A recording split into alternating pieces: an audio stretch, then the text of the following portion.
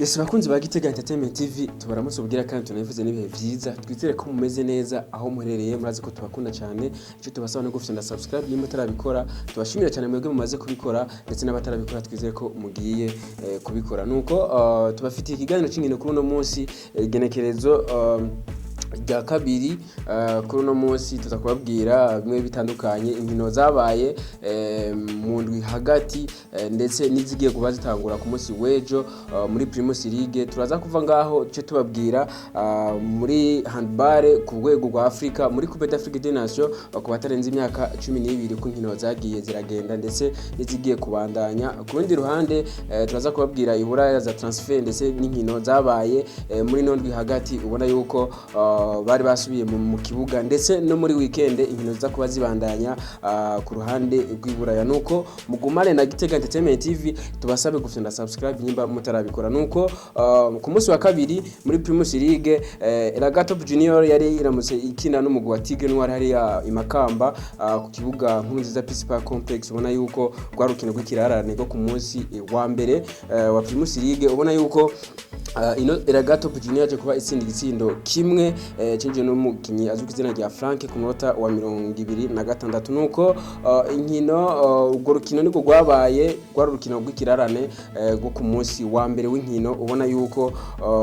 ku munsi wa kabiri aho rwaje kuba aruba nuko inkino ku munsi w'ejo zizobandanya muri Primus League ubona yuko bimeze neza Musongati izoba yakiriye umugwi wa Olympic Star ku kibuga Ingoma c'Igitega ku rundi ruhande ni Aigle Noir ubona yuko izoba yakiriye no mugwi wa Bujumbura City hariya Imakamba kuri nkuru za Peace Park Complex birumvikana nuko ku rundi ruhande ni ku munsi w'Imana abona yuko inkino zitegekanijwe atari zikeye Kayanza United izoba yakiriye no mugwi wa Magarango Boys ku rundi ruhande ni Musaje Ngozi Ingozi ubona yuko izoba yakiriye Top Junior Gechisaha 9 ku rundi ruhande n'urukino rwa ruteganijwe ku munsi w'ejo Vitaro na Interstar ubwo kino kaba gwashoboye kuba rusiba gungururijwe ku wundi munsi nuko Bumamuru izoba yakiriye Rukinzo Atletico Niyo yakire Burundi Sport Dynamique ndetse na Flambeau du Centre kuri stade Ingoma ubona yuko izoba yakiriye no mugwi wa Tigre Noir Club Sportif birumvikana nuko twabwira inkino nkizo zitegekanijwe muri Primus League birumvikana muri no weekend nuko kundi ruhande twabwira inkino zabaye mu kurondera itike yo kuduga mu cicaro ca kabiri muri phase eliminatoire twagiye tubibabwira ku munsi wa gatatu ni inkino zibiri zabaye mu gisaga ca Bujumbura kuri stade Intwari ubona yuko Tara Star yari yakiriye no mugwi wa Academy Express yo mu gisaga ca Gitega ubona yuko baje kuba banganya ibisindo bibiri ku bindi ku rundi ruhande ni Etoile FC yibubanza ubona yuko yari yakiriye Buganda City ya hariya mu Cibitoki kuri stade Intwari baza kuba banganya ubusa ku bundi izindi nkino zo gusubiza canke match retour ubona ko zizoba ku munsi wa gatatu itariki 7 kwezi kw'icenda birumvikana ko ari mu ndwi ikurikira igihe cy'isaha 8 Buganda City izoba yakiriye Etoile FC kuri stade Urunani ni hariya mu Cibitoki ku rundi ruhande ni Academy Express ubona yuko izoba yakiriye Tara Star yo mu gisagara ca Bujumbura kuri stade Ingoma akaba ari urukino ruzoba gihe cy'isaha 8 birumvikana yuko inkino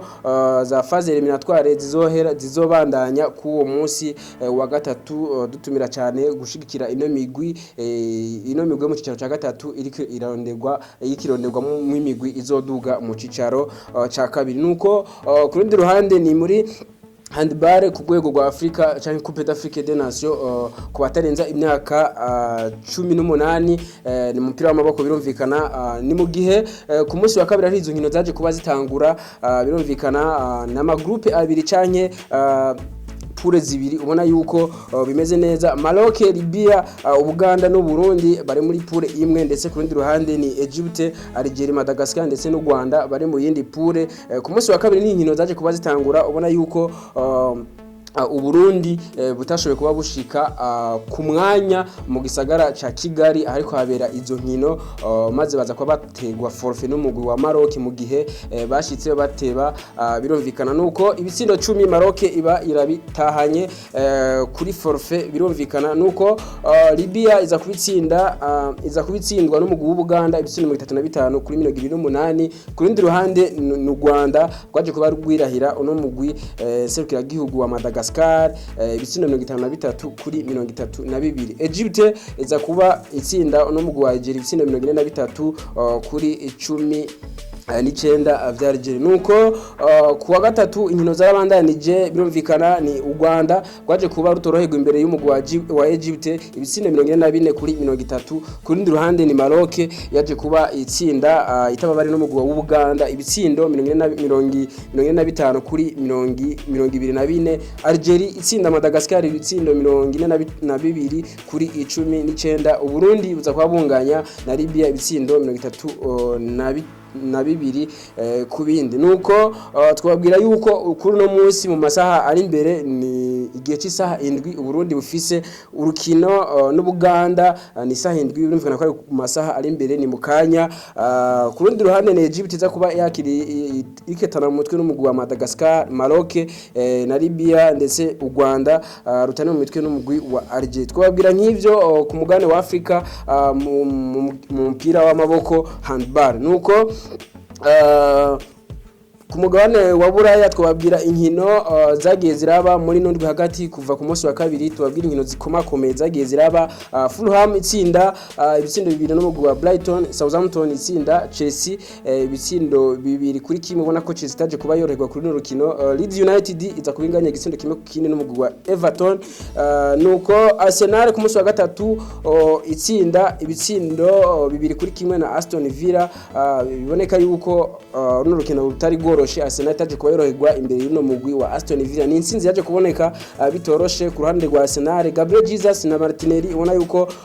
bagenda bana basore bifata neza mu no mugwi wa Arsenal aribo baje kubatsinda ibitsindo 2 ku ruhande rwa Aston Villa ni Douglas Luiz yaje kubatsinda igitsindo kimwe nuko Manchester City iza kubitsinda ibitsindo 6 byose uno mugwi wa Nottingham Forest ibitsindo 6 byose kubusa uno musore azuka izina rya Erling Haaland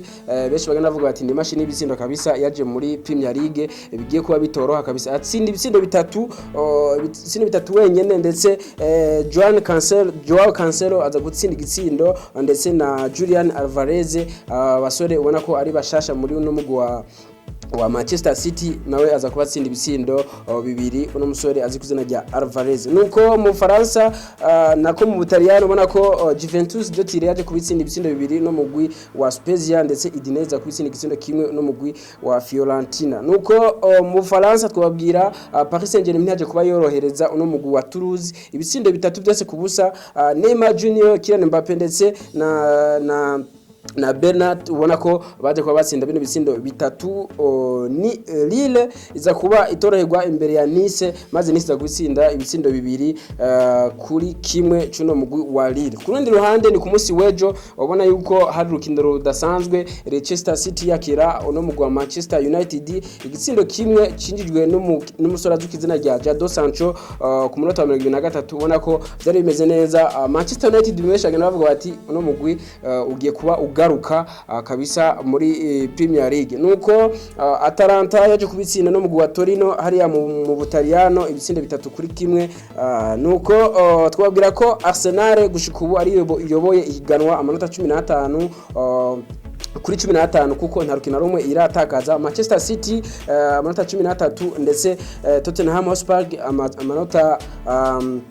11 ubona ko Brighton amanota 10, Manchester United amanota 9 ndetse na Liverpool amanota 8 nuko twabwira yuko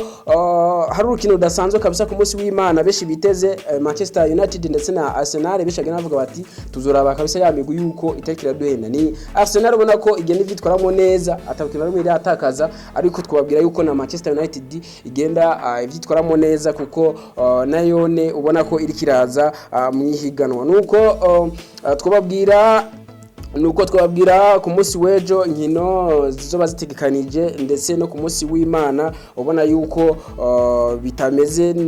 bitameze nabi. Everton na Liverpool bazoba bambikanye ndetse Chelsea, West Ham, Aston Villa na Manchester United birumvikana. Nuko ku munsi w'ejo nyene Real Madrid izoba yakiriye no mugwi wa Real Betis, Sevilla izoba yakiriye FC Barcelona igisaha 3 z'ijoro, Union Berlin hariya mu gihugu cy'Ubudagi izoba yakiriye Bayern Munchen, mu gihugu cy'Ubufaransa ni Nantes izoba yatanye umutwe n'umugwi wa Paris Saint-Germain mu gisaha 3 z'ijoro ni ku munsi w'ejo. Ku munsi w'Imana n'ugurukino twababwiye rudasanzwe Manchester United izoba irikitana mu mutwe n'umugwi wa Arsenal igisaha 11:30 birumvikana. Nuzo nkino twababwira zikomakomeye ku mugabane wa Buraya zizoba muri weekend. Turangirize kuri za transfer ubona yuko bimeze neza, na cyane ko ubona ku munsi w'ejo ariho haje kuba harangira igura n'igurishwa. Ku munsi w'ejo ariho ubona byaje kuba birangira. Nuko twabwira transfer zimwe zagiye ziba muri joro ryakeye. Idrissa Gana Gueye uyu muramuzi ko ari umukinyi wo hagati, umukinyi yahora akinira Paris Saint-Germain yaje kuba asinya amasezerano muri Everton. Nuko ku rundi ruhande ni twabwira Pierre-Emerick Aubameyang ni transfer canke yaje kuba ivugwa cyane, twivuga cyane muri FC Barcelona yuko uno musore agomba kuva muri FC Barcelona cyane ko ubona yuko adashobora kuronka umwanya agukina. Ubona yuko baje kuba bazana Robert Lewandowski ati ntiyoronka umwanya wo gukina. Nuko ku munsi w'ejo uno musore yaje kuba asinya amasezerano ku miliyoni 12 z'amafaranga y'amanyaburaya aza gusinyira uno mugwi wa Chelsea. Nuko Diallo ava muri Paris Saint-Germain aza gusinya amasezerano muri Leipzig ku ntizanyo. Twababwira Kurzawa Paris Saint-Germain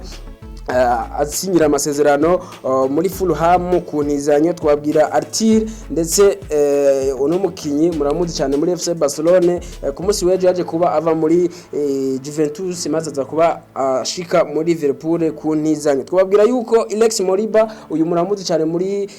FC Barcelona ndetse ku munsi w'ejo yaje kuba ava muri Leipzig maze aza kuba asinya amasezerano muri Valence ku ntizanyo. Twabwira nk'ivyo. Ku rundi ruhande twabwira umusore azwi ku izina rya Julian Draxler uyu muramuzi muri Paris Saint-Germain yaje kuba asinya amasezerano muri Benfica ku ntizanya. Nuko